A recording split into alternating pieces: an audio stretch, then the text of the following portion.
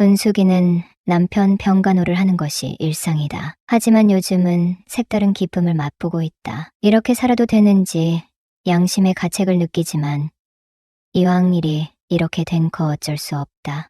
은숙의 남편은 결혼한 지 2년 만에 시골을 당하여 전신마비 상태가 되었다. 은숙의 남편은 무녀동남 외아들로서 은숙이와 시청에서 같이 근무하는 공무원이었다. 전신마비로 병석에 누운 지도 어언 4년이 그런 남편이 안타깝기도 하고 얄미운 마음이 들기도 하였다. 어떤 때는 남편을 외면하고 재혼을 하고 싶은 마음이 솟구치기도 하였다. 외아들로 자란 남편은 친자식이 아니었다. 시어머니가 불임 판정을 받은 후 고아원에서 입양해 온 것이었다. 남편은 학창시절에 친자식이 아니라는 것을 알고부터 성격으로 거칠게 변했다고 하였다. 은숙이 결혼한 후에 알게 된 사실이지만 남편은 학교 생활에 관심이 없고 친구들과 어울려 툭하면 가출을 하였다는 것이다. 그럼에도 불구하고 시아버지인 명규는 입양한 아들을 귀하게 키웠다고 들었다. 명규는 아내가 병으로 숨지고 나서도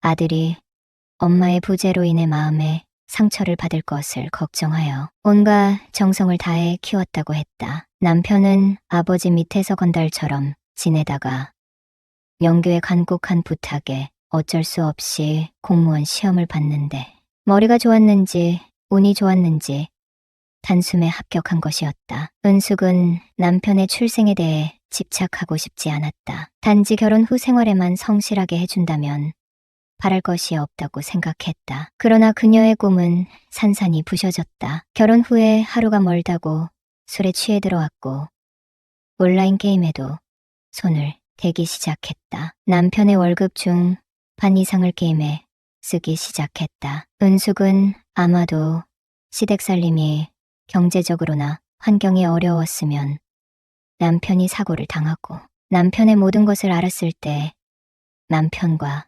이혼했을지도 모른다. 하지만 지금도 남편의 병간호를 하고 있는 이유 중 하나는 자상한 명규가 옆에 있다는 것이다. 아내와 상처하고 홀로 사는 명규는 그녀를 자상하게 살펴준다. 그리고 남편과는 다르게 모범적인 가장이기도 하지만 읍내에서 자영업으로 베이커리 체인점과 편의점을 운영하여 경제적으로 넉넉하면서도 근검절약이 몸에 배인 사람이었다. 은숙이 남편과 결혼하게 된 동기도 업무, 차 시청에 자주 들렀고 자연스럽게 개인적인 이야기를 하다 보니 두 남녀를 이어주면 좋겠다는 생각이 들어 남편을 소개받게 되었던 것이었다. 어쩌면 결혼하게 된 동기도 명규 때문이고 남편을 떠날 수 없는 것도 명규와 먼저 정이 들었기 때문이었다. 명규는 상처한 지도 10년이 지났건만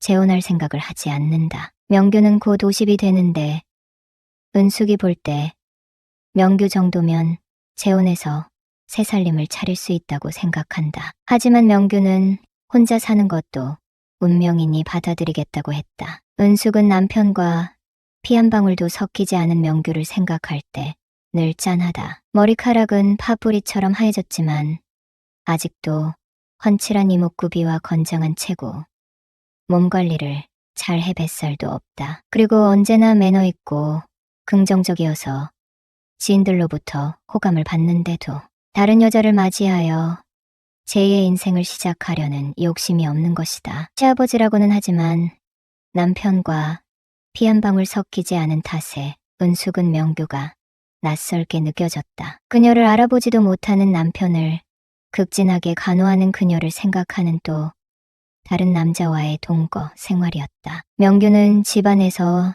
남자가 해야 할 모든 일을 담당할 뿐만 아니라 집안일도 꼼꼼하게 한다. 은숙은 집안일을 하면서 점점 명규를 의식하게 되었다. 집안에서 명규와 마주치는 일이 많아지면서 뒤통수가 따가울 때가 있다. 흠칫 놀라 뒤를 돌아보면 명규의 인자한 표정은 온데간데 없고 며느리를 여자로서 바라보는 시선에 많이 혼란스러웠다. 그녀는 괜히 쓸데없는 생각을 한다고 자신을 채찍질하며 고개를 가로저었다. 이런저런 생각을 하지만 은숙은 한 번 한 결혼 생활인데 이런 일이 일어난 것에 대해 안타깝게 생각하고 자신은 아내, 며느리로서 역할을 다하는 게 도리라고 생각한다. 기적처럼 남편이 지금이라도 병상에서 기적처럼 짠하고 일어났으면 좋겠다는 생각을 한다. 명규가 그녀의 수고로움과 외로운 마음을 알아준다고 하지만 그녀의 나이가 30이 다 되어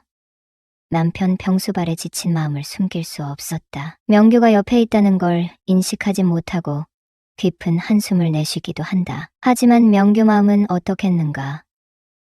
그는 복잡한 마음을 숨기고 애써 밝게 지내려고 하는데 말이다. 은숙은 잠을 못 이루고 헤매는 밤도 늘어갔다. 저녁 식사를 하는 동안에도 명규는 아들의 몸 상태보다는 며느리를 염려하는 말이었다. 내 아들이 사고를 당해 너까지 이렇게 고생하고 있으니 내 몸이 걱정되는구나. 저는 괜찮아요. 여러분은 써리모의 영상을 재미있게 듣고 계십니다. 아버님 명규의 애정이 담긴 말과 온화한 눈빛은 그녀의 피로를 풀어주는 것 같았다. 명규는 자신의 말에 눈웃음을 짓는 며느리 은숙의 모습을 보고 마음이 무척 답답하면서도 뿌듯했다. 어려운 상황에서도 명규에게 예의를 다하는 그녀의 모습에 오래전에 세상을 달리한 아내가 생각났다. 그의 아내도 그녀처럼 맑고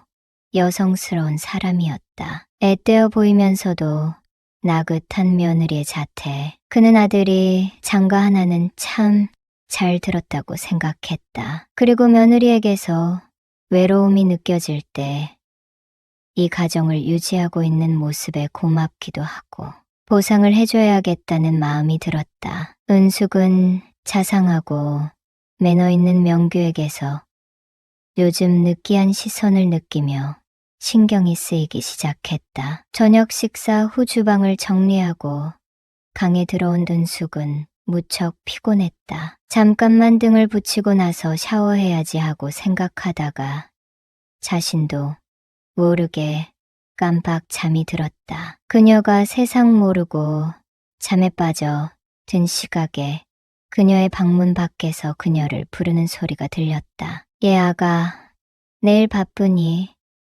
그녀의 방문 앞에 서 있는 것은 명규였다. 은숙은 종일 근무에 계속되는 병간호 탓인지 방문 밖에서 명규가 자기를 부르는 지도 모르고 고나게 잠이 들어 있었다. 이민우가 그녀를 또 다시 불렀다. 예, 내일 내가 해줄 일이 있는데.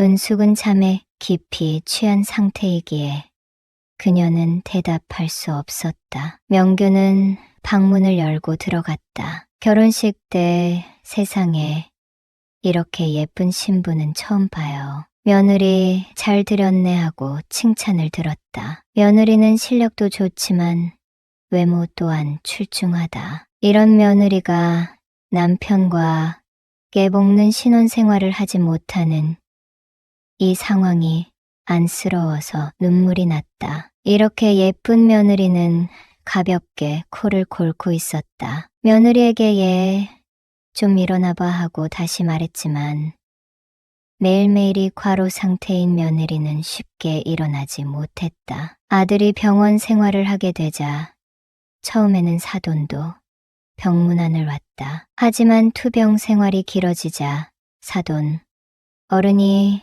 며느리를 데려간다고 했지만 며느리는 인간으로서 그럴 수 없다고 거절했고 명규와 같이 살고 있는 예쁜 며느리가 지금 내 앞에서 자고 있다. 어떻게 해야 이렇게 예쁜 며느리에게 기쁨을 줄까 생각하며 며느리 옆에 살짝 누웠다. 그때 며느리의 입에서 여보, 너무 좋아 하는 소리가 터져 나왔다. 며느리는 꿈속에서 아들과 즐거운 시간을 보내고 있나 보다. 건강한 성인이 남편과 한 방에서 잠들지 못하고 있으니 꿈에서 만나고 있나 보다. 그때 며느리는 내가 옆에 있다는 것을 의식했는지 모르겠다. 잠시 뒤척이더니 내 목덜미를 끌어안은 며느리에게 나는 무장해제되고 말았다. 30이 다 된 며느리,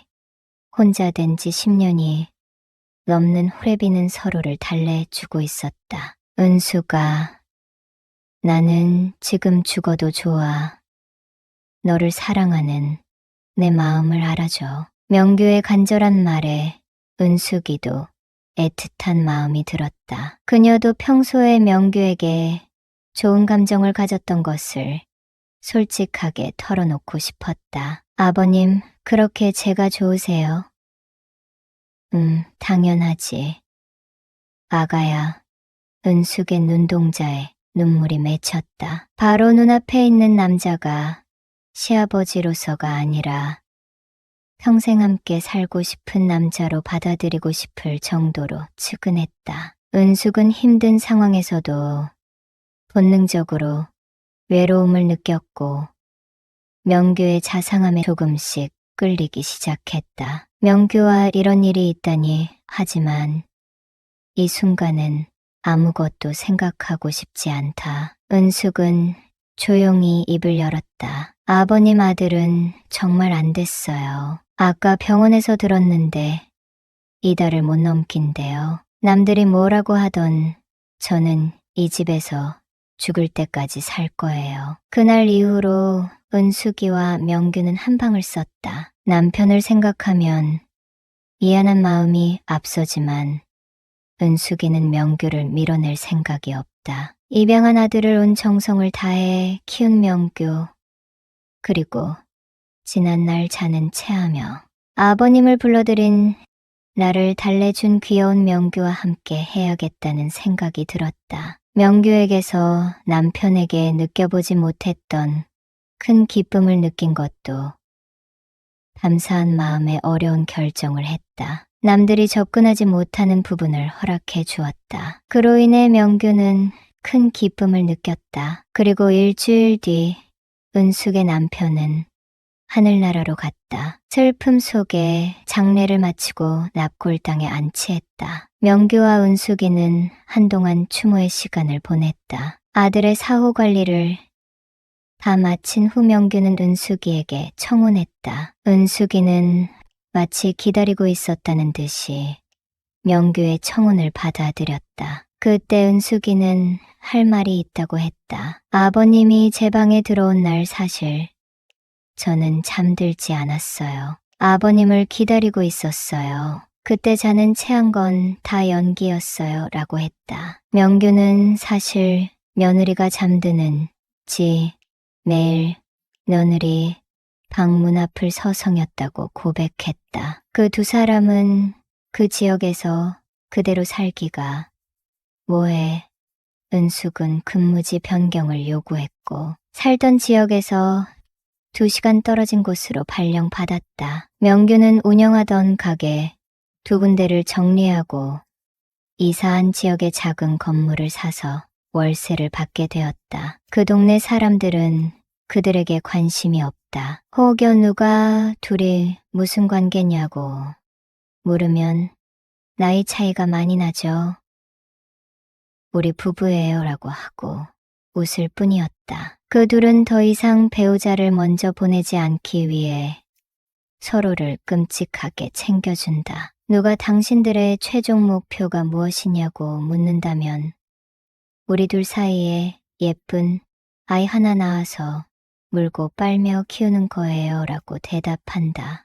나이 30 먹도록 제대로 된 연애 한 번 제대로 못 해보고 백수 신세로 지내왔던 나에게 회사 대표님과의 비밀 연애는 그야말로 인생의 전환점이 되었어요. 나보다 20살이나 많은 그녀였지만 우리 둘만의 비밀로 관계를 시작하자는 대표님의 솔직한 고백은 늘 소극적이고 내성적이었던 나에게 엄청난 용기를 주었습니다. 그녀와의 만남을 통해 이전에는 상상조차 못했던 많은 것들을 배우고 경험했어요. 여자를 사랑하는 방법, 연애하는 기술은 물론이고 사회생활과 인간관계에 대한 폭넓은 이해까지 어쩌면 30년 넘게 살면서 배우고 익혀왔던 것보다 최근 그녀와 만나면서 배운 것이 훨씬 많은 것 같아요.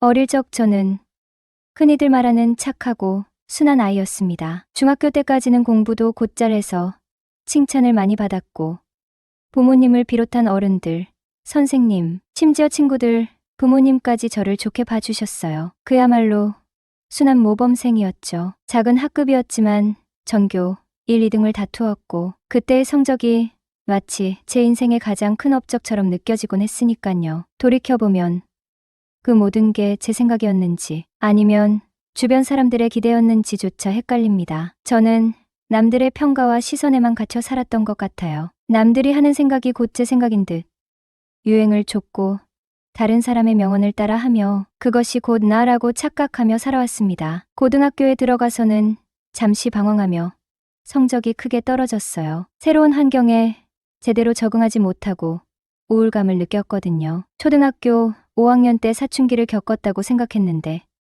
다시 사춘기가 찾아온 건지 혼란스러웠습니다. 가족들과 대화도 끊고 하루 종일 핸드폰만 붙잡고 살았고 학교에서는 잠만 잤습니다. 지금 생각해보면 청소년 우울증이었던 것 같습니다. 다행히 시간이 지나면서 괜찮아졌고 뚝 떨어졌던 성적도 중상위권까지 다시 끌어올렸어요. 물론 과목별 편차는 컸지만요. 어쨌든 무난하게 대학에 진학했지만 또다시 우울감을 겪었네요. 새로운 환경에 적응하는 것에 어려움을 느껴 환경 변화에 대한 두려움이 컸던 것 같습니다. 1년 정도 힘든 시간을 보내고 다시 괜찮아졌고 군입대와 제대 그리고 졸업까지 무사히 마쳤습니다. 하지만 졸업 후 4년 동안 저는 아무것도 하지 않았어요. 백수 생활을 했던 거죠. 1년 정도 열심히 구직 활동을 했지만 제가 원하는 연봉과 직종의 회사는 저를 받아주지 않았습니다. 몇 번의 쓴 고배를 마시고 나니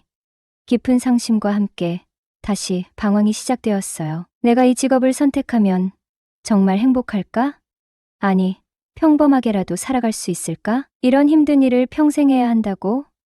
몸과 마음은 지쳐가는데 그만큼의 보상은 없고 정신적으로만 피폐해지는 것 같아 끊임없이 자문하며 괴로워했습니다. 그렇게 거의 4년이라는 시간이 흐른 뒤 저는 드디어 취업이라는 것을 하게 되었죠. 외삼촌의 대학 동창분 아내분이 운영하는 가구 회사였어요. 주로 해외 수입 가구 유통도 함께하는 직원 수십 명 정도의 중소기업이었지만 업계에서는 꽤나 이름 있는 회사였습니다. 하지만 회사가 경기도 외곽 한적한 시골 마을에 있다는 것이 가장 큰 단점이었어요. 집에서 출퇴근이 불가능했거든요. 그래서 처음에는 삼촌 소개라는 말에도 콧방귀를 뀌며 거들떠보지도 않았습니다. 하지만 이렇게 빈둥거리지 말고 뭐라도 시작해봐라. 더 늦으면 넌 정말 루저 인생이 되는 거야. 라는 삼촌의 뼈아픈 충고가 가슴에 송곳처럼 박혔습니다. 늘 좋은 말만 해주던 삼촌에게서 듣는 쓴소리는 더 이상 이렇게 살면 안 되겠다는 절박한 깨달음을 주었어요. 결국 저는 삼촌의 말을 따르기로 했습니다. 약속 시간에 맞춰 이력서를 들고 회사로 향했습니다. 삼촌에게 회사 소개를 받을 때 대표님에 대한 이야기도 함께 들었습니다. 삼촌 친구의 아내이고 나이는 50세, 일에 미쳐 가정은 뒷전이고 사업 확장에만 몰두하는 여자. 일 처리가 꼼꼼하고 엄격해서 한번 눈 밖에 나면 끝장이라는 무시무시한 경고까지. 하지만 초행길인데다 내비게이션을 잘못 설정하는 바람에 길을 헤매 약속 시간보다 15분이나 늦었습니다. 숨을 헐떡이며 사무실 문을 열고 들어섰습니다. 아니, 첫 만남부터 이렇게 늦어도 되는 거예요? 대표님은 제가 들어서자마자 날카로운 눈빛으로 쏘아붙였습니다. 아, 큰일 났네. 시작부터 꼬이는 건가? 속으로 불안감이 엄습했습니다. 대표님, 정말 죄송합니다. 다음부터는 절대 이런 일 없도록 하겠습니다. 이번 한 번만 너그러이 용서해 주십시오. 저는 최대한 죄송한 표정을 지으며 대표님께 이력서를 건넸습니다. 대표님은 언짢은 표정을 애써 감추며 저를 훑어보더니 입을 열었어요. 나는 약속 시간을 가장 중요하게 생각합니다. 앞으로 명심하세요. 오늘은 삼촌 얼굴 봐서 그냥 넘어가는 거예요. 네. 정말 감사합니다. 저는 이 정도에서 끝난 것을 다행이라고 생각하며 자리에 앉아 대표님을 자세히 살펴보았습니다. 50대라는 나이가 믿기지 않을 정도로 주름 하나 없이 고운 피부를 가지고 있었어요. 화려한 미인은 아니었지만 수수하면서도 세련된 분위기가 느껴졌어요.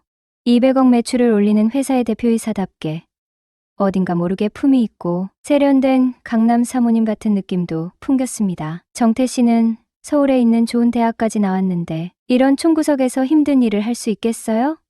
대표님은 첫 질문부터 날카롭게 물어왔습니다. 네, 할 수 있습니다. 저도 더 이상 물러설 곳이 없습니다. 저는 있는 힘껏 대답했습니다. 그리고 긴장한 탓에 횡설수설하며 입사 동기에 대해 설명하기 시작했어요. 얼굴에는 땀이 송골송골 맺히기 시작했죠. 제가 긴장하면 땀을 좀 많이 흘리는 편이었거든요.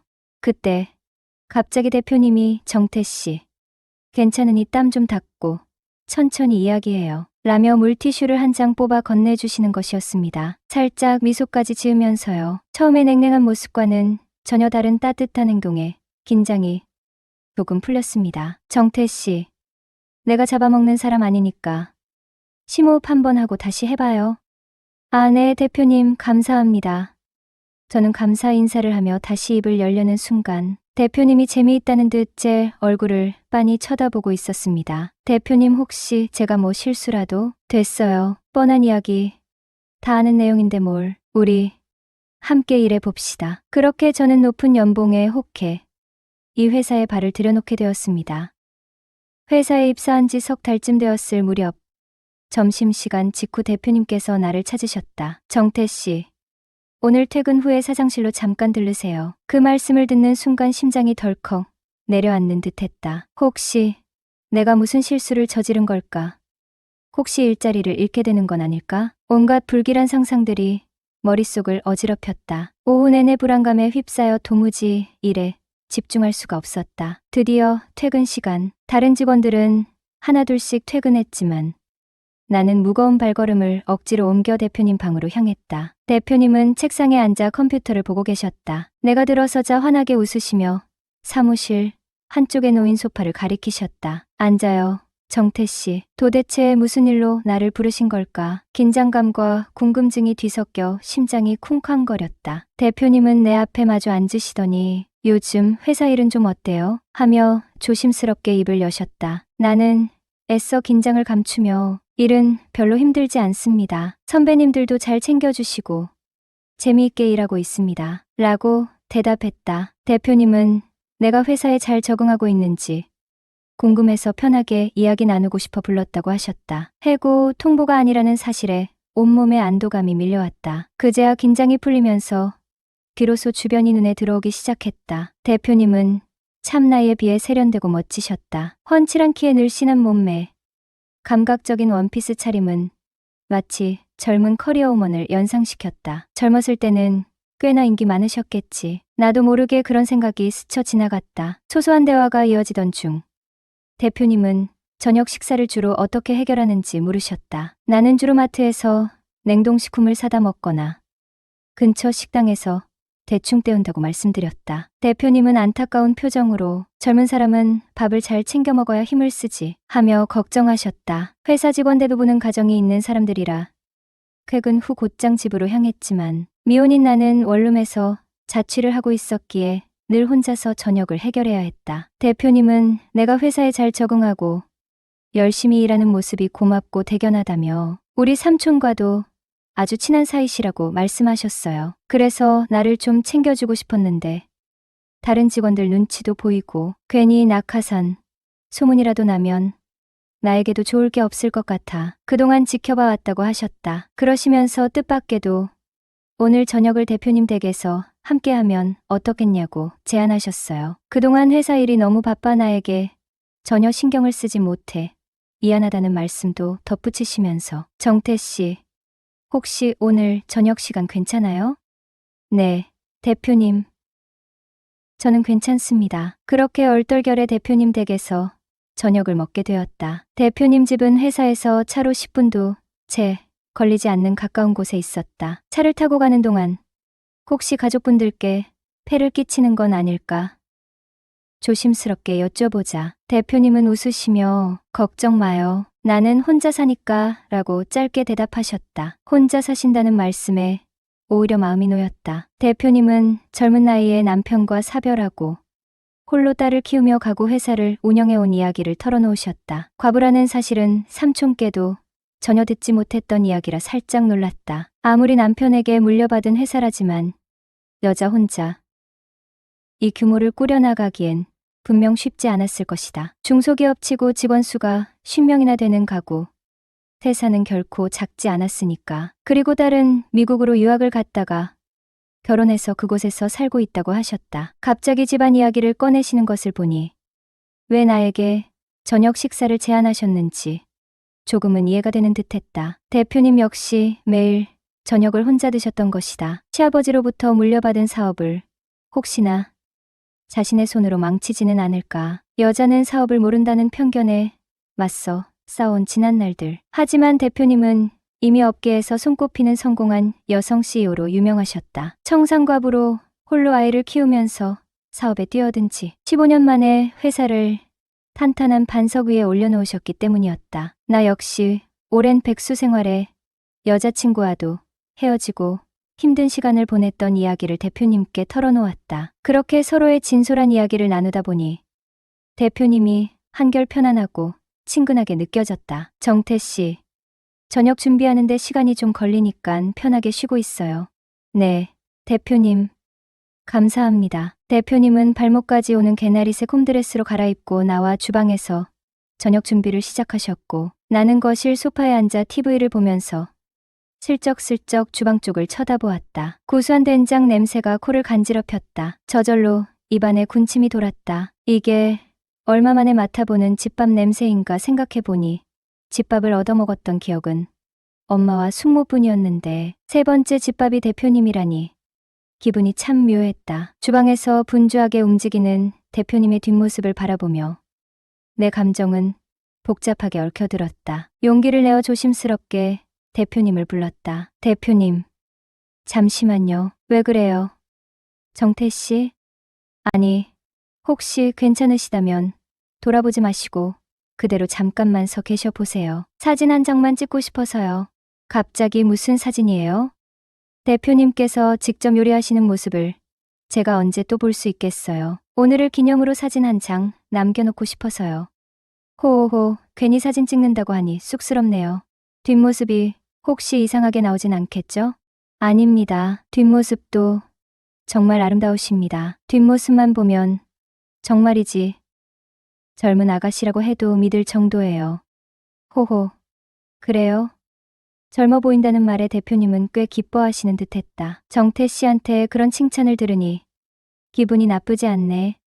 정태 씨, 식사 준비 다 됐어요. 이리 와서 식사해요. 잠시 후 식탁에는 정갈하게 차려진 음식들로 한 상 가득 채워져 있었다. 특히 차돌박이와 물을 듬뿍 넣고 푹 끓여낸 된장찌개는 냄새부터가 남달랐다. 와 대표님, 이 된장찌개 맛은 정말 보통이 아닌데요? 훗, 내가 이래 봬도 한식, 양식 조리사 자격증까지 있는 여자예요. 정말요? 와 나는 정신없이 숟가락질을 하면서 연신 감탄사를 내뱉었다. 대표님, 남편분께 사랑 많이 받으셨겠어요. 왜 그렇게 생각하죠? 아니, 음식을 너무 맛있게 잘하셔서. 그리고 또 내가 말끝을 흐리자 대표님께서 되물으셨다. 그리고 또 뭐요? 그게 제 입으로 말씀드리기가 좀 민망한 이야기라서. 괜찮으니 솔직하게 말해봐요. 대표님은 음식 솜씨도 좋으시고 굉장히 새끼도 있으시잖아요. 뭐라고요? 참, 살다 내가 새끼 있단 소리는 정태 씨가 처음이네. 호호. 분위기가 어색해지려는 찰나 나는 급히 화제를 돌렸다. 아, 아닙니다. 그게 아니라 음식 하나하나가 정말 제 입에 딱 맞아서요. 그래요? 다행이네. 그럼 앞으로도 종종 와서 같이 식사해요. 정말 그래도 괜찮을까요? 그럼 괜찮고 말고. 영수 씨 조카면 내 조카나 다름없는데 눈치 보지 말고 언제든 편하게 와요. 알겠습니다, 대표님. 그럼 대표님 음식 생각나면 언제든 염치불구하고 연락드릴게요. 그러세요. 나도 정태 씨랑 같이 밥 먹으니깐 심심하지 않고 좋네. 호호호. 푸짐한 저녁 식사를 마치고 당연히 설거지라도 도와드려야 할 것 같아 주방으로 향했다. 아니에요. 괜찮아요. 정태 씨는 우리 집의 귀한 손님인데 그냥 편히 앉아 계세요. 아닙니다, 대표님, 공짜 밥은 좀 죄송스럽죠. 설거지는 제가 할게요. 괜찮다니까. 정태 씨. 보기보다 고집이 세네. 네. 제가 어릴 때부터 황소고집으로 꽤 유명했습니다. 대표님. 그럼 저 혼자 말고 같이 하시는 건 어떠세요? 그럼 그럴까? 그렇게 우리는 나란히 주방 싱크대 앞에 서서 설거지를 함께 하게 되었다. 앞으로 계속 밥을 얻어먹으려면 저도 나름대로 밥값을 해야 할 텐데 혹시 대표님께 필요한 거라도 있으시면 말씀해 주세요. 나야 딱히 필요한 건 없는데. 하긴 대표님처럼 성공하신 분이 부족한 게 있으실 리가 없죠. 아, 참. 그러고 보니 딱 하나 있긴 하네. 뭔데요? 말씀만 하세요. 그게 좀 말하기가 쑥스러운 건데. 아까 제가 대표님께 솔직하게 매력적이시라고 말씀드린 것처럼 대표님도 편하게 말씀해 보세요. 내가 필요하다고 하면 정태 씨가 정말 들어줄 거예요? 대표님께서 원하신다면 죽는 신용이라도 해야 하지 않겠습니까? 내가 남자가 없잖아. 바로 그 순간 선방처럼 스치는 깨달음이 머리를 강타했다. 대표님이 나에게 원하는 게 혹시 남자친구? 온몸에 소름이 쫙 돋았다. 그제야 비로소 대표님의 노골적인 시선, 저녁 식사 초대, 그리고 묘한 농담들이 마치 퍼즐 조각처럼 제자리를 찾아 맞춰지는 듯했다. 나이 차이가 꽤 나는 여성과의 연애는 단 한 번도 상상해 본 적 없는 낯선 영역이었기에 솔직히 마음이 혼란스러웠다. 더욱이 대표님은 삼촌의 오랜 친구의 아내, 즉 숙모와 비슷한 연배의 분이시지 않은가. 정신이 번쩍 들었다. 남자가 없다는 대표님의 말은 단순한 푸념이 아니었던 것이다. 나를 남자로 보고 있다는 뜻일까? 아니, 설마. 아무리 그래도 그렇지. 나이 차이가 얼만데, 게다가 삼촌 친구의 아내인데. 온갖 생각들이 머릿속에서 빠르게 회전하며 혼란스러움을 증폭시켰다. 정태 씨, 이대로 그냥 보내기가 좀 아쉬운데 우리 간단하게 맥주라도 한 잔 더 할까요? 네, 좋습니다. 속으로는 오만 가지 생각이 다 들었지만 대표님이 무슨 생각을 하시는지 확신이 없었기에 호의를 거절할 수는 없었다. 저녁 식사를 했던 식탁은 순식간에 술상으로 바뀌었다. 설거지를 마치고 얼마 지나지 않아 자연스럽게 테이블 위에는 맥주와 간단한 안주들이 놓였다. 정태 씨는 여자친구랑 언제쯤 헤어졌다고 했죠? 제가 입사하기 2달 전이니까 벌써 반년 정도 된 것 같네요. 그래요? 그럼 반년 넘게 호라비 신세였던 거네? 벌써 그렇게 되었네요. 예전엔 몰랐는데 나이 드니깐 여자 만나는 게 더 힘들어지는 것 같아요. 아무래도 회사가 총구석에 있어서 그런가? 괜히 내가 정태 씨한테 미안해지네. 그게 무슨 말씀이세요? 저같이 변변찮은 경력에 능력도 없는 사람이 어디 가서 이런 대우 받으며 일하겠어요. 다 대표님 덕분이죠. 사실 회사가 경기도 외곽에 있다는 건 아쉬운 점이었지만 회사 복지나 연봉만큼은 중소기업 치고는 꽤 괜찮은 편이었다. 맥주 몇 잔이 오가자 술기운이 살짝씩 올라왔고 대화는 점점 더 깊은 속내를 드러내기 시작했다. 대표님은 남편분과 사별하시고 쭉 혼자 지내셨어요? 정태 씨, 나 조선시대 남편만을 위해 절개 지키며 사는 그런 사람은 아니에요. 내가 얼마나 남자를 좋아하는데. 대표님이 갑자기 발끈하며 소리치시는 바람에 순간 움찔했다. 아, 아니에요. 그냥 궁금해서 여쭤본 거예요. 미안해요. 내가 갑자기 흥분했네. 대표님은 멋쩍게 웃으시며 말을 이으셨다. 연애를 아예 안 한 건 아니에요. 했지만 다들 꿍꿍이가 있더라고. 꿍꿍이라니요? 내가 회사를 물려줄 사람이 없잖아. 하나뿐인 딸은 엄마는 안중에도 없고 한국에 들어올 생각도 안 하니. 얘기를 들어보니 그동안 만났던 남자들에게 꽤 상처를 받았던 모양이었다. 나 사실 남자를 진지하게 사귀고 싶진 않은데 연애는 하고 싶어요. 대표님은 뜬금없이 속마음을 툭 털어놓으셨다. 더 이상 감정 소모하는 연애는 질색이고 가볍게 즐길 수 있는 상대를 만나고 싶다는 뜻이었다. 대표님은 나이에 비해 정말 고우신데 엔조이 얼마든지 만나실 수 있으실 거예요. 참나, 내가 진짜 술에 취했나 봐. 정태 씨 앞에서 못하는 말이 없네. 암튼 그건 그냥 내 작은 희망사항이고 현실적으로 그렇게 살기엔 너무 늙었지. 전 그렇게 생각 안 해요. 인생은 60부터라고 하는데 뭘 그러세요? 아직도 충분히 고우시고 예쁘신데 내가 아직도 예뻐 보여요? 네. 대표님은 아직 한창이세요. 더 즐기면서 사셔야죠. 후. 대표님은 깊은 한숨을 내쉬더니 장난기 섞인 말투로 말했다. 그럼 정태 씨가 좋은 사람 하나 소개시켜 줘 봐요. 그러면 내가 아주 신나게 즐기면서 살게. 호호호. 나는 순간적인 충동에 휩싸여 엉뚱한 말을 내뱉고 말았다. 그럼 저희 둘이 엔조이 할까요? 호호호. 정태 씨 농담도 참. 대표님은 크게 웃으셨지만 어딘가 모르게 당황한 기색도 엿보였다. 며칠 뒤 또다시 대표님의 집을 찾았다. 퇴근 직전 대표님에게서 카톡 메시지가 도착했다. 정태 씨, 오늘 저녁 우리 집에서 어때요? 첫날처럼 맛있는 저녁 식사가 이어졌다. 식사를 마치고 나니 대표님이 갑자기 소화도 시킬 겸 잠시 산책이나 다녀올까 제안하셨다. 좋다고 대답했다. 대표님은 편안한 운동복으로 갈아입겠다며 안방으로 들어가셨고 10분쯤 지났을까 방에서 나오셨다. 정태 씨, 나 어때요? 대표님은 빙그르르 한 바퀴를 돌며 물었다. 순간 나는 숨이 턱 막혀 뒤로 넘어갈 뻔했다. 대표님이 입고 나오신 운동복은 놀랍도록 몸에 착 달라붙는 레깅스였던 것이다. 조명 아래 드러난 대표님의 몸매는 더욱 요염하고 섹시하게 느껴졌다. 시선을 어디에 둬야 할지 난감했다. 하필 왜 내 앞에서 저런 차림으로 나타나신 거지?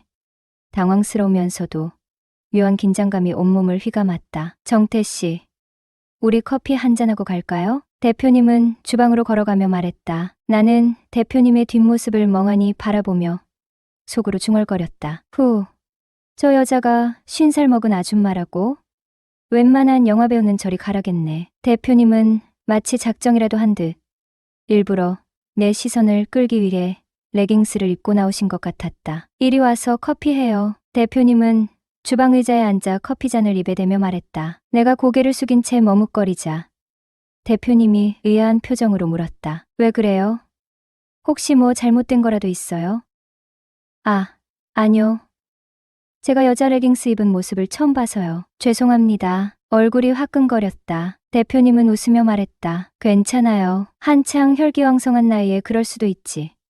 근데 난 정태 씨 또래 여자도 아니고 뭘 그렇게 긴장하면서 쳐다보지도 못하고 그래요? 대표님이 너무 아름다우셔서요. 나도 모르게 진심이 튀어나왔다. 대표님은 살짝 놀란 표정을 지었다. 정태 씨 혹시 여자 경험이 별로 없는 편인가? 보통 남자들은 여자 레깅스 입은 모습에 그렇게까지 쑥스러워하지 않던데. 여자 안 만난 지 꽤 오래됐습니다. 어색한 웃음으로 얼버무렸다. 분위기는 점점 더 묘하게 흘러갔다. 그때 대표님이 갑자기 정색하며 물었다. 근데 정태 씨, 그날 나랑 엔조이 하고 싶다는 말 혹시 진심이었어요? 나는 망설임 없이 대답했다. 네, 대표님. 대표님만 원하신다면 언제든지요. 그렇게 우리는 비밀스러운 관계를 시작하게 되었어요. 그 후로 그녀와 나는 회사에서는 대표와 직원으로, 퇴근 후에는 연인으로 지내는 이중생활을 시작했죠. 처음에는 불안하고 조심스러웠지만 시간이 지날수록 서로에게 깊이 빠져들었습니다. 주말에는 함께 여행을 떠나기도 하고 퇴근 후에는 종종 대표님 집에서 저녁 식사를 하며 오붓한 시간을 보냈어요. 그녀는 연애 경험이 부족한 나에게 세심하게 연애 기술을 가르쳐 주었고 나는 그런 대표님의 따뜻함과 배려에 점점 더 마음을 열게 되었죠. 어느덧 3년이라는 시간이 흘렀습니다. 나는 회사에서도 인정받는 직원이 되었고 그녀와의 관계는 더욱 깊고 끈끈해졌어요. 더 이상 비밀 연애에 지쳐갈 무렵 용기를 내어 그녀에게 진지한 이야기를 꺼냈습니다. 자기야, 이제 우리 관계를 좀 더 공식적으로 만들어 보는 건 어떨까? 내 말에 대표님은 잠시 망설이는 듯했지만 이내 부드럽게 미소 지으며 내 손을 잡았어요. 정태 씨 마음이 그렇다면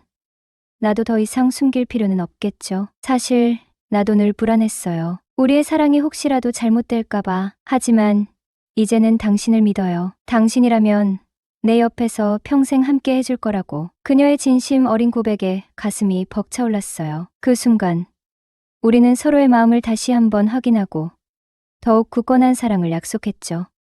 며칠 후, 우리는 회사 직원들에게 우리의 관계를 정식으로 발표했습니다. 처음에는 직원들이 놀라는 눈치였지만 곧 진심으로 축하해 주었어요. 삼촌도 처음에는 걱정했지만 우리의 진지한 모습에 결국 응원해 주었습니다. 그렇게 대표님과 나는 나이 차이를 극복하고 사회적 시선을 이겨내며 당당하게 서로의 사랑을 키워나가기로 했어요. 대표님은 이제 내 인생의 든든한 동반자이자 사랑스러운 연인이 되었습니다. 예상치 못했던 만남이었지만 대표님과의 인연은 내 인생 최고의 행운이었어요. 앞으로도 우리는 서로 아끼고 사랑하며 행복한 미래를 함께 만들어갈 것입니다. 우리가 삶에서 하는 가장 위대한 일은 사랑하는 법을 배우고 그 사랑에 보답받는 것이.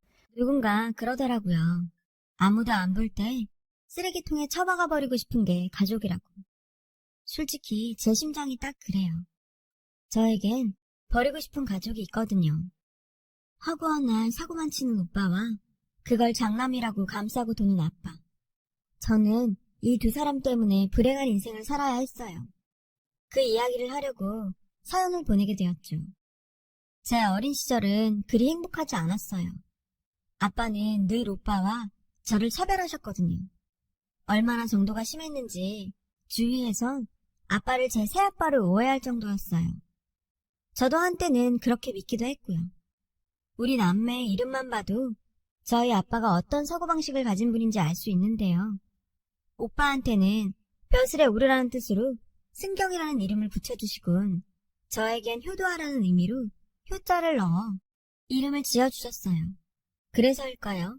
저에겐 해준 것도 없으면서 늘 효도를 바라기만 하시죠.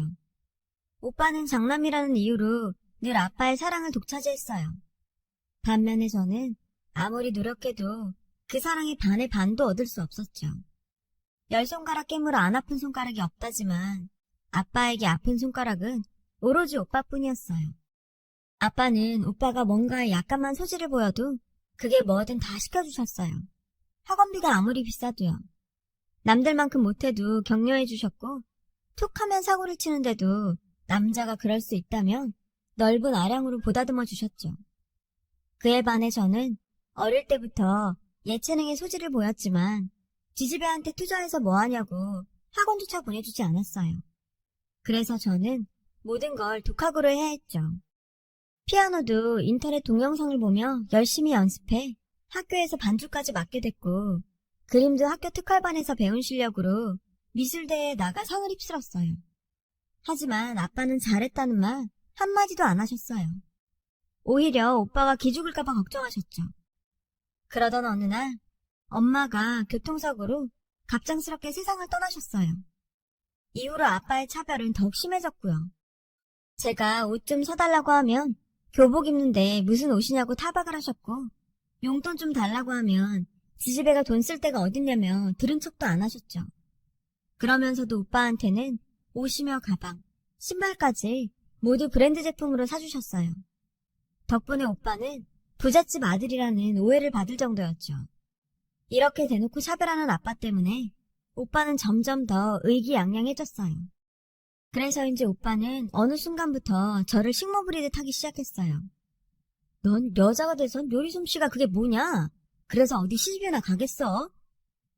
엄마가 돌아가신 후부터 요리며 빨래며 다 제가 하게 되었는데 그런 제게 미안한 마음은 못 가질 망정 오빠라는 인간은 허구한 날 반찬 타령을 해댔어요. 찌개가 맵다, 국이 짜다, 나물은 싱겁다. 정말 콩쥐구박하는 파치가 따로 없었죠. 그래서 참다 못해 가끔 대들기도 했어요. 그때마다 아빠는 오빠 편을 들었고요. 네 오빠는 너 시집가서 혹여 요리 못해 쫓겨날까 걱정해서 그런 거 아니냐. 정말 꿈보다 해몽이었죠. 그렇게 부자는 둘이 똘똘 뭉쳐서 모든 걸 제 탓으로 돌렸고 그럴수록 저는 정말 집에 들어가기 싫었어요. 아빠 눈에는 자신과 닮은 아들만 보이고 저는 안 보였으니까요. 아빠는 종종 당신의 어린 시절 사진을 꺼내 오빠와 사진을 비교하시며 자신과 똑같다고 자랑하곤 하셨어요. 무슨 우월한 유전자라도 되는 양 말이죠. 아주 아들 바보가 따로 없었어요. 어찌나 끔찍하게 아끼시는지 오빠한테는 무거운 짐도 절대 못 들게 하셨어요. 대신 여자인 저한테 들게 하셨죠. 하지만 학교에서는 정반대였어요. 당시 오빠랑 저는 같은 학교에 다니고 있었는데 학교에서 유명 인사였어요. 정반대의 의미로요. 오빠는 개교 이래 최고의 문제아였고 전 누구나 인정하는 모범생이었거든요. 수준별 수업도 오빠는 늘 하위반이었고 저는 늘 상위반이었어요. 거기서도 늘 1등을 독차지할 정도였죠. 교회 대회에서도 상을 휩쓸었기 때문에 전교생이 다 알 정도로 유명했고요. 모범생인 저와 달리 오빠는 담배도 피우고 술도 마시는 날라리였고 불량클럽에 가입해서 학교로 경찰까지 올 정도였어요. 그러다 결국 큰 사고를 쳐서 소년원까지 들어가게 되었죠. 오빠가 소년원에 들어가니 학교가 다 조용할 정도였어요. 오죽하면 오빠가 학교로 돌아오자 늦게까지 독서실에서 공부하던 학생들이 오빠가 무서워서 일찍 귀가할 정도였죠. 이런 오빠 때문에 아빠는 늘 뒷수습을 하느라 바쁘셨어요. 오빠가 소년원에 있을 때는 하루가 멀다 하고 면회를 가셨고 심지어 오빠한테 가져다 줄 도시락을 제게 싸게 하셨죠. 벌 받으라고 거기 보낸 건데 집에 있을 때보다 더 챙기더라고요. 전 정말 오빠 때문에 창피해서 학교에서 얼굴도 제대로 못 들고 다녔어요. 그래도 다행히 친구들은 저를 편견 없이 잘 대해주었고 덕분에 정말 고맙게 학교 생활을 했죠. 생각해보면 제가 가족복은 없었지만 인복은 있었던 것 같아요. 가족은 저를 부려먹기나 바빴지만 주위 사람들은 늘 저를 챙겨줬으니까요. 아무튼 내신 성적이 좋았던 저는 수시로 인서울 대학에 들어가게 되었어요. 하지만 기쁨도 잠시 대학 생활을 하는 데는 돈이 꽤 필요하더라고요. 좋은 대학에 들어갔으니 과외를 하든 아르바이트를 하든 벌면 되잖냐. 아빠는 제가 벌어 다니라고 하더군요. 부모 도움 없이 대학에 다니려니 여간 힘든 게 아니었어요. 매 학기 장학금도 다 내야 하고 틈틈이 아르바이트도 해야 했거든요. 그래도 다행히 활달한 성격 탓에 과대도 하고 학교 홍보 모델도 하면서 알찬 대학 생활을 할 수 있었어요. 제가 대학 생활을 하는 동안 오빠는 큰 키 하나 믿고 배우가 되겠다고 아빠를 꼬드겨 학원에 다녔는데 기획사를 잘못 들어가서 오히려 돈까지 물어내고 나왔다고 하더라고요. 정신 못 차린 거죠. 배우는 아무나 하나요? 그런데도 아빠는 그런 오빠를 뒷바라지 한다고 밤에 대리운전까지 하셨어요. 제 전공이 뭔지도 모를 정도로 제겐 관심도 없으면서 말이에요. 이런 상황이 지긋지긋해서 저는 일찍부터 독립을 해야겠다는 생각을 해왔어요. 그런 의미에서 결혼은 좋은 핑계였어요. 그래서 저는 일부러 결혼을 일찍 했어요. 물론 가장 큰 이유는 남편을 사랑했기 때문이지만 하루빨리 친정으로부터 벗어나고 싶다는 마음도 컸어요. 그런데 막상 제가 결혼을 한다니까 그동안 저한테 관심도 없던 아빠는 제 남편의 직업을 듣고는 못마땅하시다며 결혼을 반대했어요. 미술학원 강사가 뭐냐? 그거에서 돈 얼마나 벌겠어? 사업을 하든가 공무원이라면 똥 몰라도. 그러시면서 누구네 사위는 회계사라 처가에 생활비까지 대준다는 둥 면전에 대고 남들과 비교하며 남편을 무시했어요. 당신 아들한테는 한없이 관대한 분이 사위감한테는 그렇게 깐깐할 수가 없었죠. 그런데도 남편은 얼굴 한번 안 찡그리고 허허 웃으며 말했어요. 아버님, 그래도 제가 따님을 행복하게 해줄 자신은 있습니다. 솔직히 시댁 형편도 어렵고 남편의 벌이도 변변치 않았지만 그날 끝까지 아빠의 비위를 맞춰주는 남편의 인품에 반해서 저는 결혼을 결심했어요. 우리 집 남자들하고는 너무 달랐거든요. 그때였어요. 야, 내 친구들 좀 데려가도 되지? 오빠는 동생 결혼식에 축의금은커녕 소년원에서 알게 된 친구 30명을 데려와 공짜로 밥을 먹이겠다지 뭐예요. 그리고 결혼하더라도 생활비를 계속 대줘야 한다며 억지를 쓰더라고요. 정말 결혼하는 순간까지도 제 등골을 빼먹으려는 오빠를 보고 할 말을 잃었어요. 그렇게 전 결혼을 하게 되었어요. 양가의 도움 없이 우리 힘으로 시작하는 결혼이었기에 넉넉하지는 않았지만 저는 태어나서 처음 행복이라는 걸 느낄 수 있었어요. 저를 딸처럼 예뻐해주시는 시부모님 덕에 가족이 어떤 건지도 처음 알 수 있었고요. 세게 사는 명절에 시아버님과 남편, 도련님까지 모두 함께 음식을 만들었고 저에게 가족이라는 이름으로 희생을 강요하지도 않았어요. 오히려 제게 늘 고마워했죠. 그런 대접을 처음 받아본 저는 처음엔 얼떨떨했어요.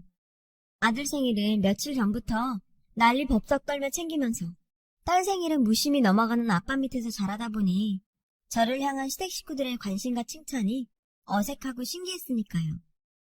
그렇게 친정에서 못 받은 사랑과 관심을 받으며 행복해하던 어느 날 아빠한테 오빠에 대한 이야기를 듣게 되었어요.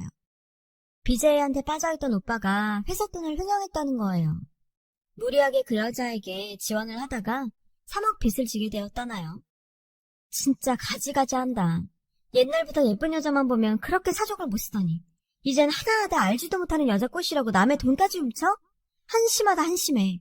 그냥 나가서 확 죽으라고 해요. 오빠가 감옥 가게 생겼다며 비통해하는 아빠한테 저는 독한 말을 쏟아부었어요.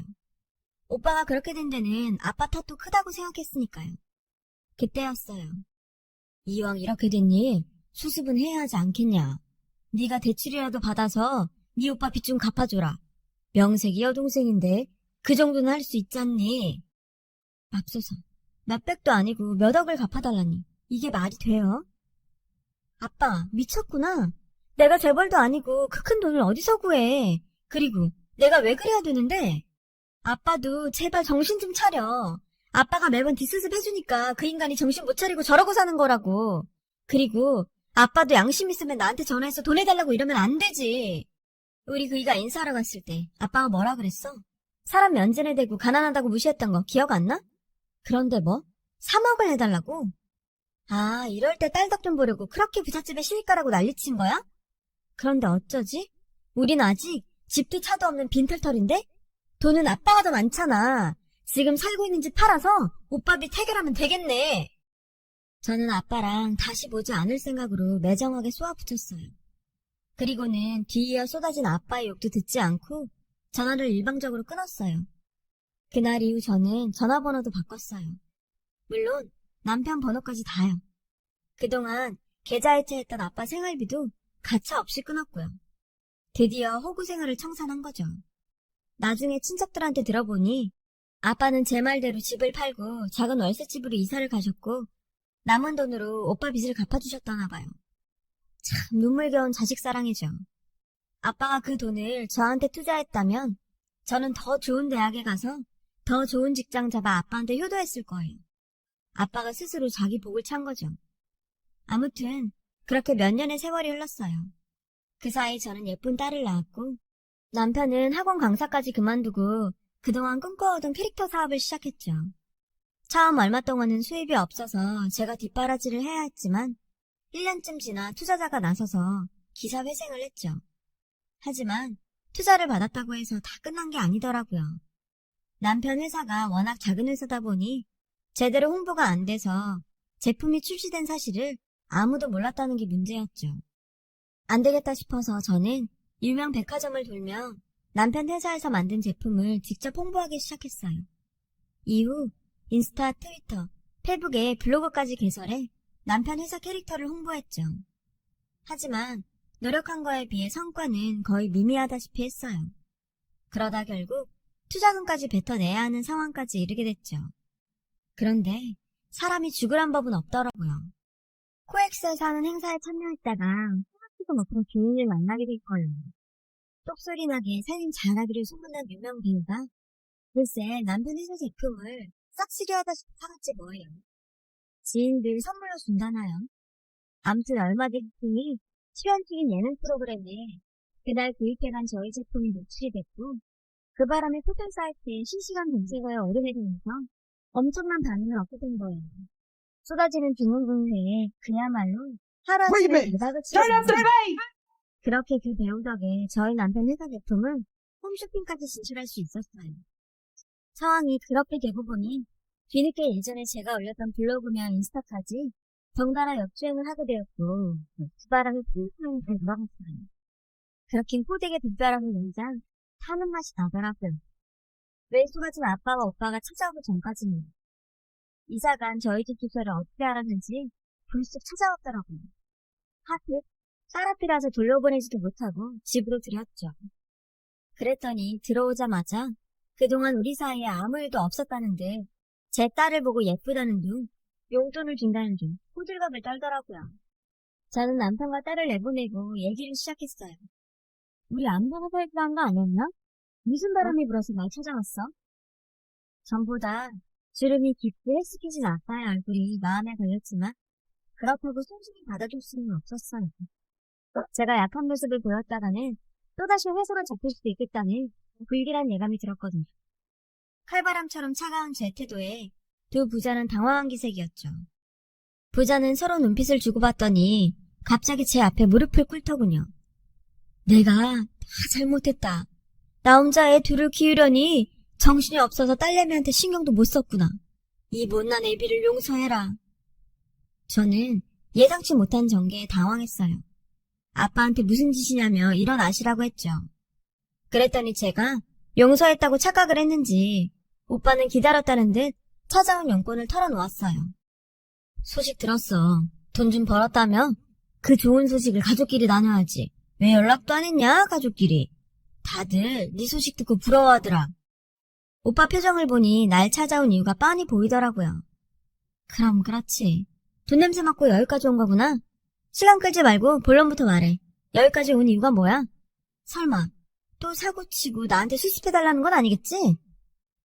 저는 아무 생각 없이 툭 던진 말인데 제 말이 끝나자 두 부자는 도둑질하다 걸린 사람들처럼 놀라더라고요. 순간 오빠가 인상을 팍 썼어요. 아빠는 오빠 눈치를 보다가 얼른 나섰죠. 이놈이 그래도 지가 장남이라고 집안 살려보겠다고 아등바등 하다가 그만 일이 커졌지 뭐냐. 차마 말을 잇지 못하는 아빠를 보며 저는 기가 막혔어요. 왜? 이번에도 BJ한테 별풍선 쐈어? 아님 카지노에서 돈을 잃었나? 저는 화를 참으며 비아냥거렸어요. 그랬더니 꼴에 오빠라고 제 말투가 참기 힘들었는지 자리를 박차고 나가버리더라고요. 아빠는 그래도 끝까지 남아서 저한테 두 손 싹싹 빌며 사정을 했죠. 집 다시 찾아주겠다고 주식에 손을 댔다가 사채까지 썼지 뭐냐. 이달까지 6억 못 갚으면 네 오빠는 죽은 목숨이다. 아빠는 마치 곡을 하듯 바닥을 치며 우셨어요. 집이고 차고 다 팔고 가진 것도 없는데 일을 어쩌냐. 저 자식 저러다 스스로 목숨이라도 끊는 건 아닌지 모르겠다.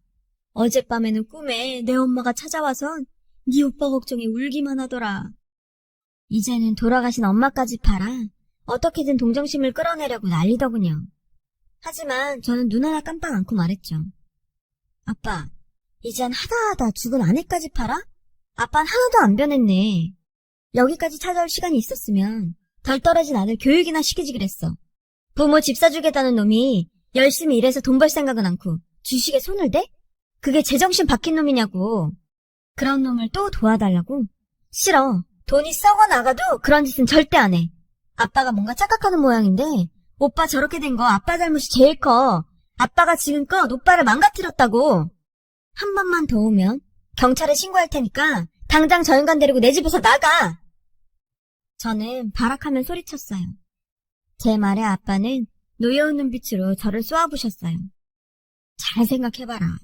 그 돈 죽을 때 싸가지고 갈 것도 아닌데 혈육이 죽게 생겼다는데도 네가 모른 척한다면 나중에 얼마나 죄책감이 들겠니?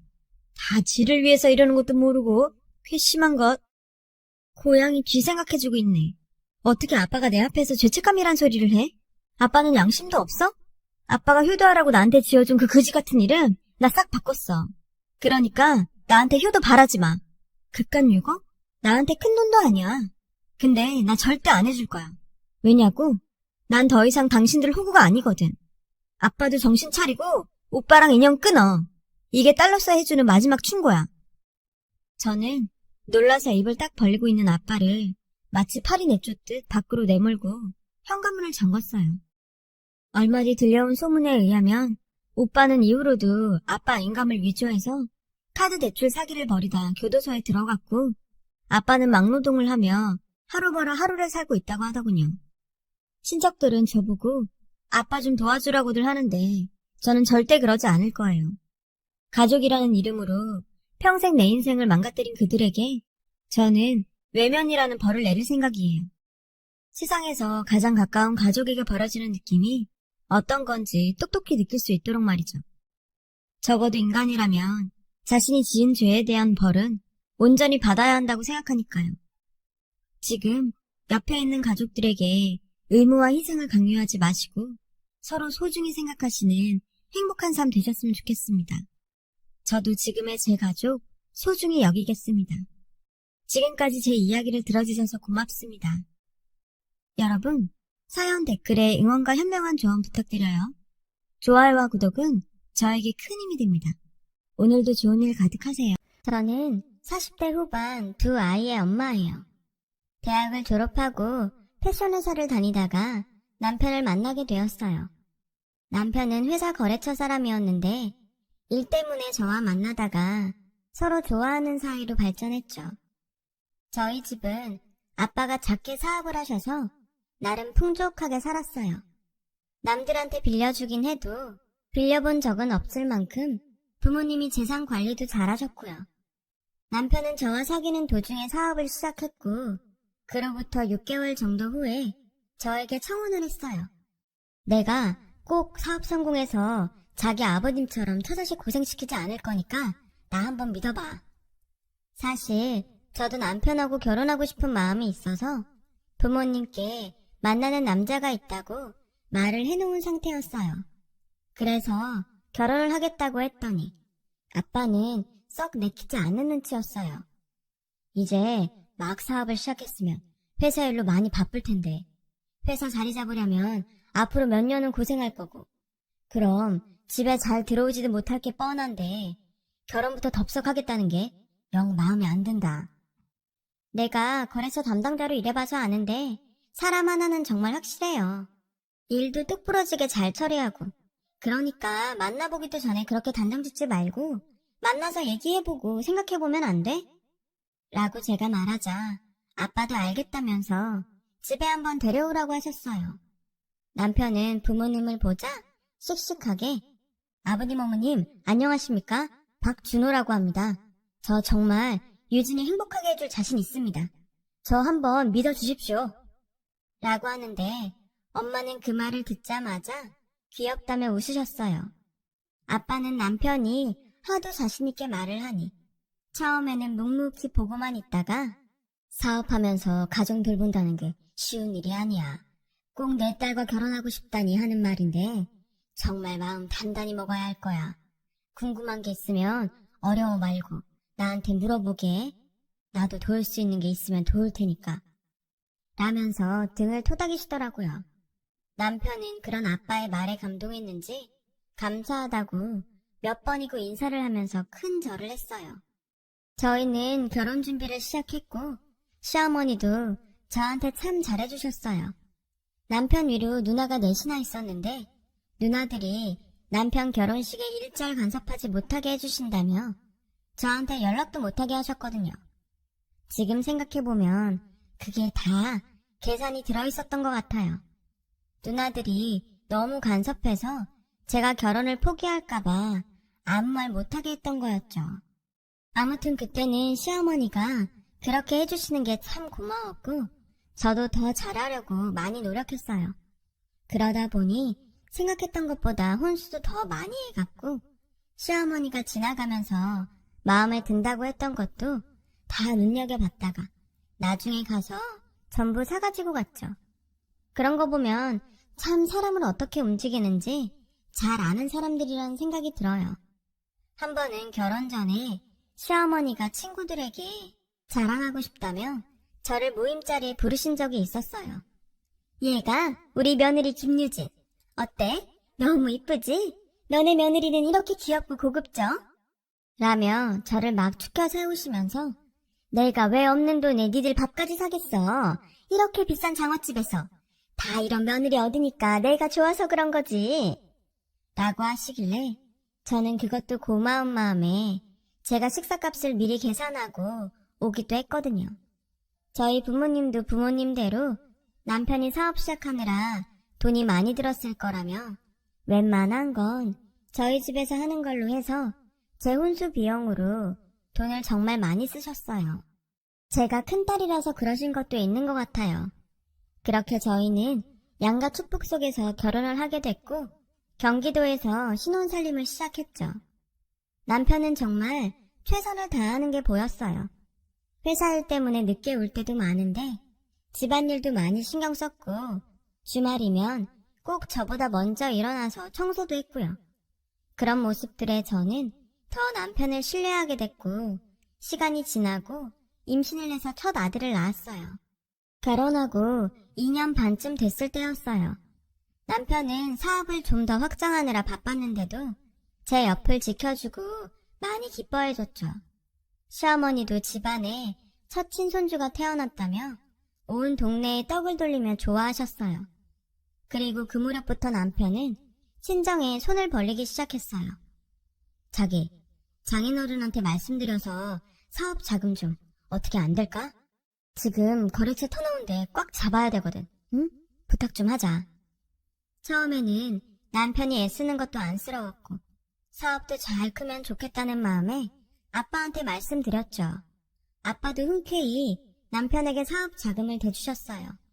그렇게 한 번, 두 번이 세 번, 네 번이 되고 여러 번이 되었어요.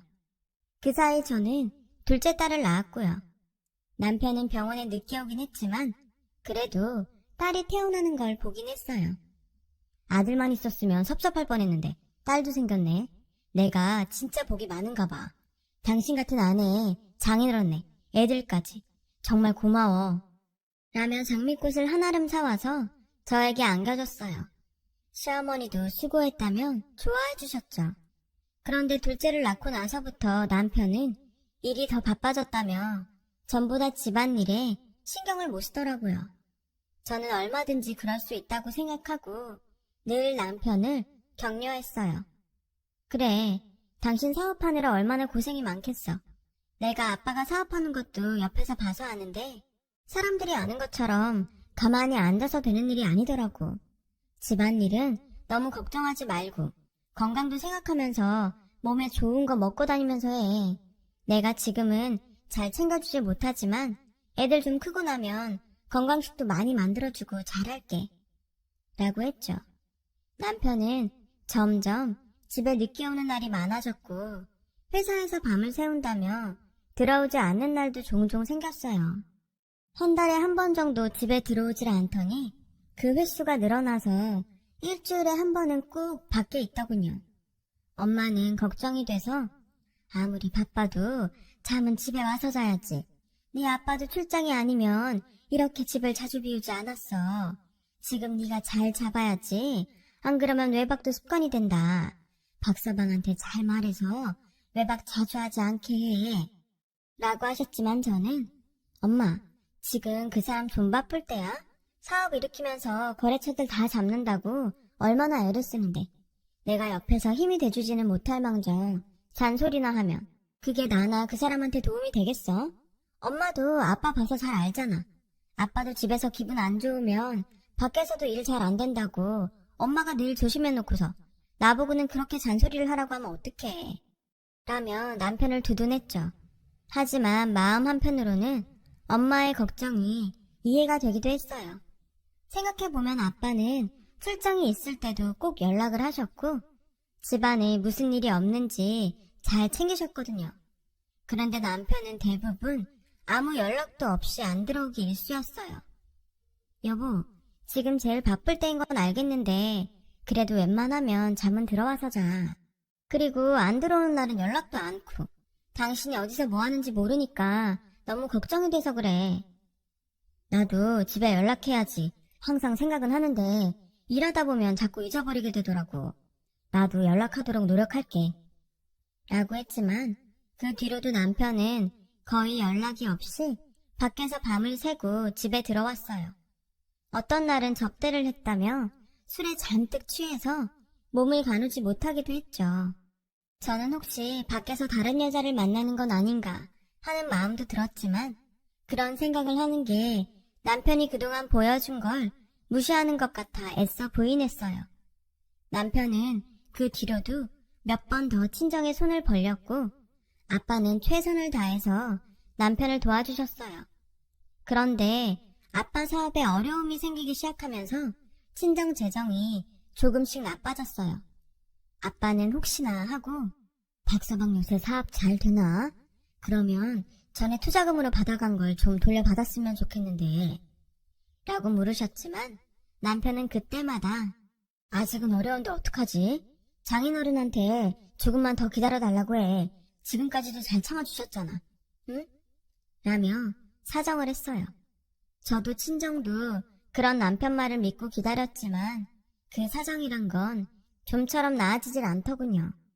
그런 와중에도 남편은 또 친정에 돈을 빌릴 수 있냐고 저한테 물어보는 거였어요.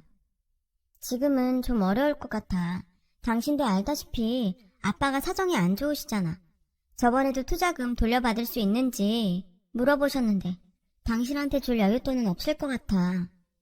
아, 정말 중요할 때인데 하필 이럴 때 장인어른이 그렇게 되시냐? 나한테 사업은 이래야 한다 저래야 한다 잔소리는 엄청 하시더니 정작 본인은 자기 사업도 잘 못 챙겼나 보네. 저는 그 말에 화가 나서 말이 좀 심한 거 아니야? 사업이란 게 하다 보면 어려울 때도 있는 거야. 당신도 그러니까 아빠한테 자꾸 손 벌린 거잖아. 다 당신 도와주느라 그런 말도 한 건데 아빠가 좀 도와주지 못한다고 어떻게 그렇게 말할 수 있어? 라고 하자 남편은 말이 그렇다는 거지. 답답하니까. 아, 진짜 돈을 어떻게 구하지? 라며 짜증을 내더니 그대로 집을 나가더라고요. 저는 너무 어이가 없었지만 남편도 힘이 드니 그렇겠지 하고 이해하려고 했죠. 하지만 아빠 사업은 좋아질 기미가 보이지 않았고 남편은 그런 아빠에게 점점 거리를 두는 게 보였어요. 일주일에 두세 번씩 아빠한테 전화로 안부도 묻고 얘기도 하더니 언젠가부터는 연락도 하지 않았어요. 요새 박서방 어떻게 지내냐? 통 연락이 없는데. 라는 아빠 말에 저는 많이 바쁘대요 요즘. 다 어렵잖아요. 그래서 회사 일하느라 정신이 없다더라고요. 라는 변명을 했지만 아빠는 한숨을 쉬며 그래, 어렵긴 어렵지. 그래도 안부 전화 한 통은 할 수 있을 텐데. 라고 하시는데 아빠도 어느 정도 눈치를 채고 계셨던 것 같아요. 저는 그날 밤 남편한테 당신 아빠한테 요새 전화 한 통도 안 하던데 그럼 우리 아빠도 섭섭하잖아. 안부 전화는 가끔씩 해줘. 아 진짜 되게 말 많네. 니네 아빠 섭섭한 게 그렇게 대수야? 나 어려운데 도움 하나도 안 되는 게 누군데 그래? 그렇게 따지면 나는 더 섭섭해. 사업은 이래야 한다 저래야 한다. 아들 같아서 하는 말이다. 말만으로 놓더니 자기 사업 어렵다고 돈도 안 빌려주고 말이야. 날 정말 아들로 생각하면 이러진 않겠지. 아빠가 일부러 안 빌려주시는 것도 아니잖아. 그러는 당신은 아빠 어렵다고 투자금 좀 돌려달라고 몇 번 얘기해도 한 번도 돌려준 적 없잖아. 그래도 당신 사업은 아빠처럼 어렵진 않은데 당신도 우리 아빠 친아버지처럼 생각한다며. 친아버지라면 그랬겠어? 라고 하자 남편은 코웃음을 치며 나도 받는 게 있어야 그렇게 하지. 진짜 자기네 부모님들은 가식적이야. 친아들 같았으면 애당초 나 어렵게 사업 안 해도 됐겠지. 당신 아버지 회사 그대로 물려받으면 되니까. 내가 당신 아버지 회사 들어갔으면 지금처럼 위기도 안 생겼을걸? 라고 하는데 그제야 남편의 속마음이 보이는 것 같았어요. 애당초 우리 아빠 사업체를 보고 저한테 그렇게 잘했다는 게 느껴지더라고요. 시어머니도 저한테 냉정해지시고 애들한테도 정같지 않은 걸 보고 더 확신하게 됐죠. 게다가 전에 없이 절 불러서 일을 그렇게 시키셨어요. 오늘 집에 와서 반찬 좀 해놓고 가라. 내가 그만큼 봐줬으면 네가 알아서 해놓을 때도 됐는데 어쩜 그렇게 되는 눈치가 없니? 꼭 이렇게 말할 줄 알아. 어머니, 저 자네가 사업을 김치한다고 그러면 이모랑 더 시키잖아요. 어머니는 그런 일 다 시킨다고요. 우리 집이 우리 집의 사업자금 잘 되면 그럴 수 있지. 그런데 지금은 아니거니? 그럼 우리가 일이라도 잘해야지. 지금 우리가 그만한테 뭘 해줄 수 있는데? 큰일이라도 할 사람이랑 염치라도 있어야지. 정말 그러니까 눈물이 쏙 빠지더라고요. Remix! Turn up the bass! 달래가면 책을 갖다 반찬을 하고 김치를 담갔어요. 그러는 동안 시어머니는 아빠를 보면서 한번 내내도 보지 않으시고 그러다가 어느 날 시어머니가 장난꾸러기를 만드는데 내가 똑같이 잘 나가는 집안인 줄 알았더니 아주 폭진강정이지 뭐야. 나는 저는 그때부터 이혼을 생각하기 시작했죠. 남편에게도 이상한 낌새가 느껴졌거든요. 한 번은 집으로 전화가 왔는데 제가 받은 게 바로 끊어지더라고요. 그러니까 샤워하는 남편이 툭하면서 전화기를 갖고 들어가는 거예요. 아무래도 안 되겠다 싶어서 삼신소에 부탁을 해서 남편 휴대전화 기록을 도회했어요. 그러면 안 되는 건 알았지만 확실히 알고 싶지. 아니나 보니까 저장되지 않은 번호와 자주 통화가 있는데 제가 그 번호에 전화를 하니 여자가 받더라고요. 저는 바로 전화를 끊었고 다음날 남편이 생겼어요. 남편이 왜 끊는다는 연락을 하겠다고 연락 안 하셔도 돼요. 집에도 그냥 더 왔다고 나중에 전해주세요. 저는 그렇게 말하고 남편 회사 번호표를 Three, two, one, go! 저는 소통을 감시했어요. 그러자 한참 후 남편이 어떤 여자와 차에서 내리는 게 보여. 둘이 서로 팔짱을 끼고 회사 현관까지 오고 헤어지다가 Funky Fresh Kings! 남편이 들어오기만 기다렸다가 남편이 나갔어요. 당신 우리 회사 앞에 있는 거 같아. 당신 만나러 갔다가 있는데 꽤 친해 보이더라. 그러자 남편은 굉장히 내 사랑사 얼마 전 우한이 다시 만났는데 남편과 힘주고 혼자서 제법 알찬 사업체를 운영하고 같이 사업하다 보니 서로 체감을 다니 말도 발표하더라. 당신하고 달라? 예, 라고 하더니 도로 집을 나가더라고요. 저는 진짜 엉치로 머리를 세게 얻어맞을 것 같아요. 한동안 아무것도 못한 채 그 자리에 있었습니다. 그리고 며칠 지나자 남편이 제게 헤어져 달라고 하더군요. 당신들도 여기저기 일을 해봤어. 근데 우린 이제 한계인가 봐. 당신도 이제 나 더 이상 좋아하지 않지. 나도 마음이 떠서 저는 이렇게 못 살 것 같아. 깔끔하게 얘기하자. 응? 알았어. 대신 우리 아빠한테 돈 받아준 거? 그렇지. 나 그 돈 받게 되면 절대 이혼 못하지. 나는 저도 세게 나눴잖아. 그리고 요즘은 어린이 데려가지고 왔는데 왜 남자들이 저희 집에서 애들 가구랑 제 화장대를 밖으로 옮기려고 했어요. 지금 뭐 하시는 거예요? 우리 집 물건들을 왜 둘 다 밖으로 내놔? 어찌하면 좋은 거냐고요? 라며 소리가 있었더니 왜 아내가 된 할머니가 불러서 시키는 대로 하는 거예요? 라고 퉁명스럽게 대답하더라고요. 제가 서둘러 집에 들어가 보니 시어머니가 거실 소파에 떡하니 앉아서 사람들한테 일을 시키고 있었어요. 어머니, 이게 다 어떻게 된 거예요? 우리 애들 침대랑 책장을 왜 빼요? 제 화장대는요? 너도 다 알고 있다며. 준호 대학 때 여자친구 만나는 거. 그러니까 긴 말 하나만. 이제 서로 도움이 되지도 못하는 사이인데 계속 같이 살아봐야 좋을 게 뭐가 있겠니? 이쯤에서 서로 갈 길 가는 게 더 낫지 싶다. 애들 어린이집 끝나면 너네 친정으로 데려가. 그럼 이걸 다 지금 저희 친정으로 보내신다고요? 저 이렇게는 못 나가요. 아빠가 그 사람한테 어떻게 했는데요? 그 사람 지금 사업하는 거 다 아빠 덕이잖아요. 우리 아빠 돈 돌려주기 전에 저 여기서 한 발자국도 안 움직일 거예요. 그러자 시어머니는 증거 있어? 니네 아버지가 준호한테 돈 빌려줬다는 차용증이 있기라니? 무슨 계약서가 있니? 생사람 잡지 말고 어서 썩 나가거라. 라며 저를 집 밖으로 떠밀었어요. 저는 악만 남아서 소리를 지르며 울었지만 아무 소용 없었어요. 가구를 실으러 온 아저씨들이 대충 이야기를 듣고 눈치를 채셨는지 저를 불쌍한 눈으로 보며 친정까지 태워다 주겠다며 저를 달래셨고요. 저는 애들을 데리고 친정에 가서 방에 들어가 조용히 울기만 했어요. 엄마도 억울함에 이를 악물고 눈물만 흘리셨죠. 아버지는 나중에 조용히 저를 불러서 그만 잊어라. 나도 깨끗이 잊어버릴 테니까. 안 그래도 박서방이 수상해서 우리 회사 형편이 나아지는 걸 일부러 말 안 했다. 혹시나 말이 새나가지 않게 단속도 했고. 역시 우리 집 돈만 노렸던 게 맞았구나. 아들 같은 사위라고 철석같이 믿고 차용증도 안 쓰고 돈 빌려준 내 잘못이다. 라며 위로하셨어요. 저는 그저 죄송하다는 말밖에 할 수 없었어요. 그렇게 저는 이혼을 했고 그 후 얼마 안 돼서 아빠가 돌아가셨어요. 갑자기 심장마비가 와서 돌아가셨는데 아무래도 스트레스 때문이었던 것 같아요. 남편한테 일단 연락을 했지만 예상은 했던 대로 장례식장에 오지 않더군요. 그 후 저와 엄마는 사업을 정리해서 전문 경영인에게 대표 자리를 넘겼고 저는 아버지가 남겨주신 재산으로 인터넷 쇼핑몰 사업을 시작했어요.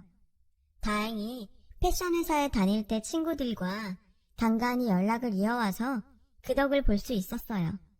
저는 직접 디자인도 하고 동대문도 돌아다니며 옷감을 끊어다가 만들어 자체 제작 상품을 만들었고 수입품이나 기성품보다 제가 만든 옷들이 더 반응이 좋아서 가입 회원들도 많아지고 매출도 계속 올라갔어요.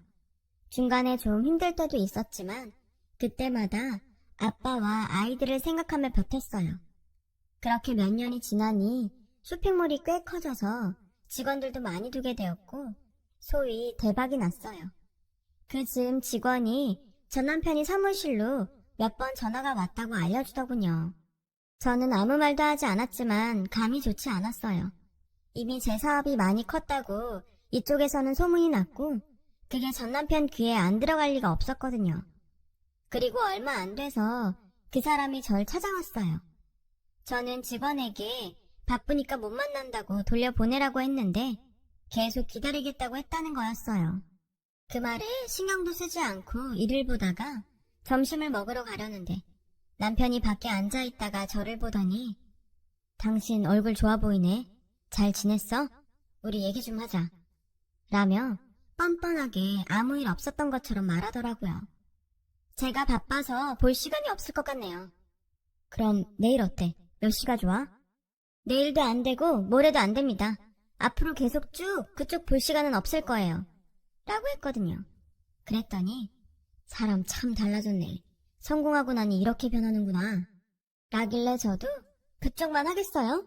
남의 아빠 돈 쏙 빼먹고 집이 망한 것 같으니까 다른 사람으로 갈아탄 인간이 할 말은 아니죠. 라며 사람들 앞에서 망신을 줬어요. 이제는 오지 않겠거니 했더니 다음 날은 제가 출근도 하기 전에 시어머니와 같이 와서 제 사무실을 차지하고 있더라고요. 정말 모자가 똑같이 철판을 깐 걸 보니 열이 확 받더군요. 예, 너 참 성공했구나. 축하한다. 애들은 잘 있고? 어째 한번 놀러 오질 않니? 많이 컸을 텐데 통 보질 못하네. 저는 상대하지 않고 직원을 불러서 이렇게 아무나 내 방에 들이면 어떡해요? 사장이 출근도 하기 전에 잡상인이 왜 와 있어요? 그게 자꾸 사장님 시어머니랑 남편이라고 하시니까 저도 어쩔 수 없이. 저는 경비실에 전화해서 당장 쫓아내달라고 했어요. 그러자 시어머니는 너 사람이 어떻게 이러니? 여기까지 온 사람들한테 잡상인이라니? 엄연히 네 애들 할머니고 아빠잖니? 그러지 말고 옛일은 마음 풀고 준우랑 협력해서 사업 더 키워보자. 사람이 어떻게 이러냐고요? 저희 집 망한 줄 알고 어떻게 하셨는데 그런 말이 그렇게 술술 나와요? 남의 아빠 돈도 꿀꺽했으면 미안한 줄 알아야지. 어디와 상패예요? 그 잘난 사업 대개 새 며느리랑 하면 되잖아요. 라고 하자 남편이 그 여자가 속인 거였어. 내 사업체랑 합병해서 키우자더니 다른 데에 매각해버리고 돈 다 들고 잠적했다니까. 여보, 당신 잘 됐으니까 우리 같이 해보는 게 어때? 내가 수익에서 당신 아버지한테 빌렸던 것도 다 갚아 나갈게. 우리 예전에 좋았잖아. 한번 해보자. 나는 그럴 생각이 전혀 없어. 친정 망했다고 그렇게 독하게 굴더니 아주 웃기지도 않네. 그리고 지금 말한 거 내가 지금 휴대폰으로 다 녹음했으니까 곧 고소장 날아갈 거예요. 우리 아빠 돈 토해낼 생각이나 하고 있으세요. 그때 경비원들이 들어와서 두 사람을 양쪽에서 끌고 나갔어요. 여보, 한 번만 좀 봐주라. 나 재기하게 도와줘. 얘야, 내가 이번엔 진짜 잘하마. 애들도 잘 봐줄 수 있어. 저는 그냥 사무실 문을 쾅 닫고 들어와 버렸어요. 그리고 변호사를 선임해서 아빠 돈 떼먹은 걸 고소했죠. 물론 증거가 많지 않아서 어려울 거라는 건 알고 있었고 돈도 거의 돌려받지 못했지만 그냥 넘어가기에는 너무 억울했거든요. 그렇게라도 해야 하늘에 계신 아빠가 속이 좀 풀릴 것 같았어요. 저나 엄마도 그렇고요. 저는 지금도 혼자서 아이들을 키우면서 사업을 하고 있어요. 친정 엄마도 애들 돌봐주시고 많이 도와주시고요. 결혼은 다시 생각하고 싶지도 않네요. 물론 세상에 좋은 남편들이 더 많다는 것도 알지만요. 저는 이제 남의 편인 시댁이라면 사양하고 싶네요. 이렇게 사연을 털어놓으니 속이 좀 많이 후련해지는 것 같아요. 얘기 들어주신 여러분들 정말 감사하고요. 모두 좋은 일만 넘치시길 바랄게요. 하늘이 스스로 돕는 자를 돕는다는 말이 정말이더라고요. 다들 희망을 잃지 마시고 화이팅 하세요. 여러분, 사연 댓글에 응원과 현명한 조언 부탁드려요. 좋아요와 구독은 저에게 큰 힘이 됩니다. 오늘도 좋은 일 가득하세요.